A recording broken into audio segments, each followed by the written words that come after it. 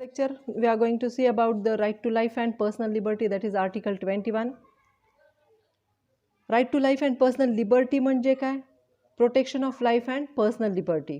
Right to life and personal liberty म्हणजेच protection of life and personal liberty. It is one of the most important provision in the Indian Constitution. Article 21 gives important fundamental rights. आपल्याला कॉन्स्टिट्यूशनने काय केलेलं आहे? Article 21 खाली आपल्याला फार महत्त्वाचा fundamental right दिलेला आहे, and that is right to life, and B1 is right to personal liberty. आपल्याला फंडामेंटल राईट दिलं आहे, जगण्याचा अधिकार आहे आणि आपल्याला व्यक्ती स्वातंत्र्याचा अधिकार आहे. आपली लिबर्टी, आपलं स्वातंत्र्य अबाधित ठेवण्याचा अधिकार दिलेला आहे. Both these rights are given to all the persons, आणि हे जे राईट आहेत हे सर्व लोकांसाठी अवेलेबल आहेत. आर्टिकल 21 काय म्हणतं ते पहा. No person shall be deprived, that is taken away, of the right to life or personal liberty एक्सेप्टला अंडरलाईन करायची आहे, according to the procedure establish by law. Procedure establish by लॉला पण अंडरलाईन करायची आहे. फक्त कुणीही कुणाचाही जीव घेऊ शकत नाही किंवा त्याला राईट टू लाईफपासून त्याला डिप्राईव्ह करू शकत नाही किंवा त्याची पर्सनल लिबर्टी हिसकावून घेऊ शकत नाही असं म्हटलेलं आहे. एक्सेप्ट हा शब्द याच्यासाठी वापरलेला आहे की हा राईट ॲब्सोल्यूट नाही, परिपूर्ण नाही, त्याच्यामध्ये एक्सेप्शन आहे. Except the procedure establish by law, कायद्याच्या अंतर्गत जी प्रोसिजर दिलेली आहे त्या प्रोसिजरनुसार स्टेटला एखाद्याचं लाईफ काढून घेण्याचा अधिकार आहे. त्याचप्रमाणे एखाद्याची पर्सनल लिबर्टी काढून घेण्याचा सुद्धा अधिकार आहे. So that is, for example, if a person has committed a murder, एखाद्या व्यक्तीने मर्डर केलेला आहे, state must take away his right to life. State त्याला कशाची शिक्षा देईल? फाशीची शिक्षा देईल. आणि फाशीची शिक्षा झाल्यानंतर जर तो आरोपी किंवा तो व्यक्ती कोर्टात गेला आणि त्यांनी सांगितलं की तुम्ही मला फाशीची शिक्षा का देता, तुम्ही माझं राईट टू लाईफ का काढून घेता, कारण मला हा अधिकार कॉन्स्टिट्यूशनने दिलेला आहे, तर कोर्ट काय सांगेल? You have committed a mistake, तू गुन्हा केलेला आहे. त्यामुळं कायद्याला हा अधिकार आहे की ते सुद्धा तुझं आयुष्य, तुझं जीवन काढून घेऊ शकतात, तुझं लाईफ काढून घेऊ शकतात.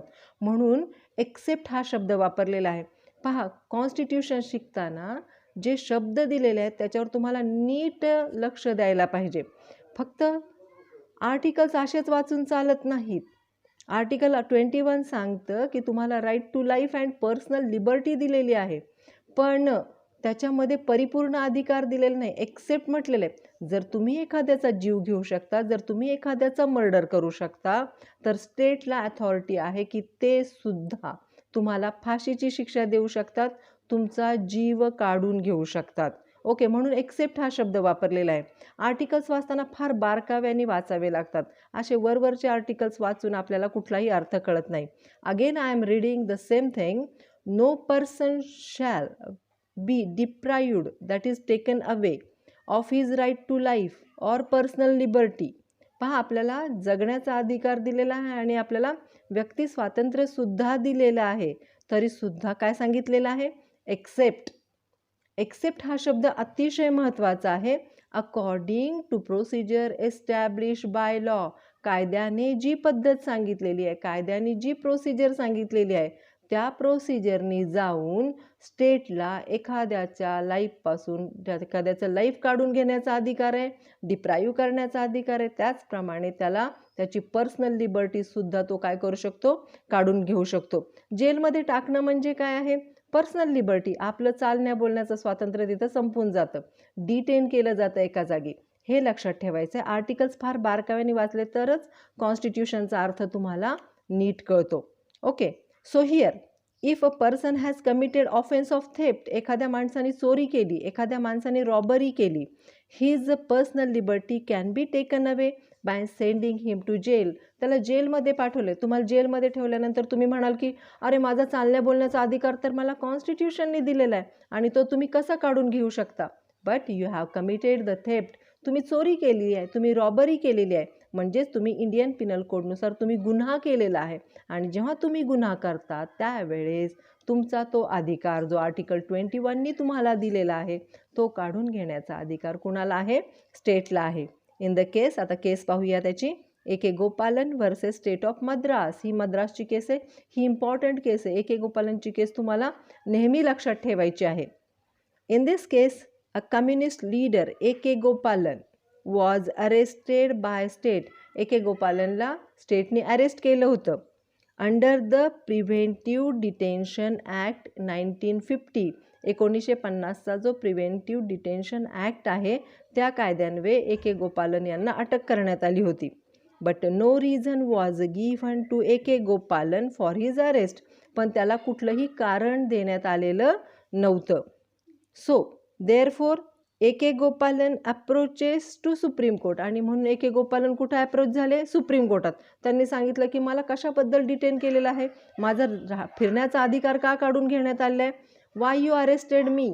But here contended that his detention is unconstitutional. हे कॉन्स्टिट्युशनली व्हॅलिड नाही माझं डिटेन्शन, मला अरेस्ट करण्याचा काही संबंधच नाही आणि अरेस्ट करून मला जर कुठलंही कारणच देण्यात आलेलं नाही तर it is totally wrong and illegal because of reason was given by the state for detention. No reason was given by the state की त्यांना का अरेस्ट करण्यात आली होती. It was contended that the personal liberty, काय contention झालं होतं? Personal liberty or freedom of a person can be taken away only by following due procedure of law. Due procedure of law ला हे करा, underline करा. The petitioner compared Article 21 with the 5th Amendment of American Constitution. जो petitioner होता, ज्यांनी तक्रार दाखल केली होती, त्यांनी विक्टीम होता, त्यांनी काय केलं? आर्टिकल 21चं कंपॅरिझन अमेरिकन कॉन्स्टिट्यूशनच्या 5व्या अमेंडमेंटमध्ये बरोबर केलं. It says that right to life and personal liberty can be taken away only by due procedure of law. तुम्ही फक्त ड्यू प्रोसिजर, कायद्याची प्रोसिजर वापरूनच तुम्ही एखाद्याचं राईट टू लाईफ किंवा पर्सनल लिबर्टी काढून घेऊ शकता. It was stated that the procedure establish by law must be read as a due procedure. जी प्रोसिजर एस्टॅब्लिश बाय लॉ आहे ते कसं वाचलं गेलं पाहिजे? ड्यू प्रोसिजर म्हणून.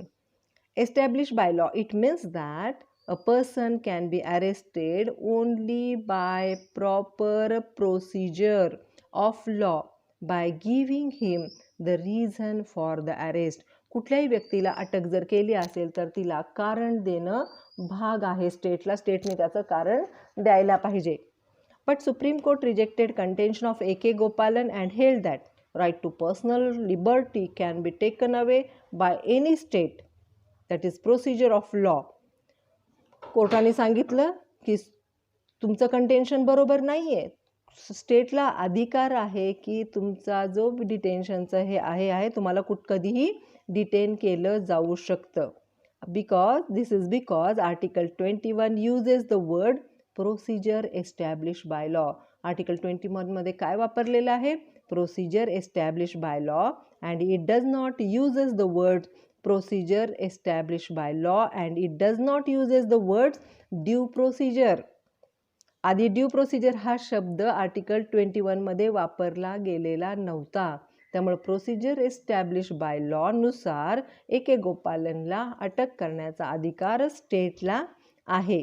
So it is the duty of the court to read the existing provision as it is. कोर्टाची duty आहे की त्यांनी जी प्रोव्हिजन दिलेली आहे ती ॲज इट इज बोलायची आहे, ॲज इट इज वापरायची आहे, त्याच्यामध्ये कुठलेही बदल करायचे नाहीत. म्हणून A.K. गोपालनची केस महत्त्वाची, ती लक्षात ठेवायची आहे.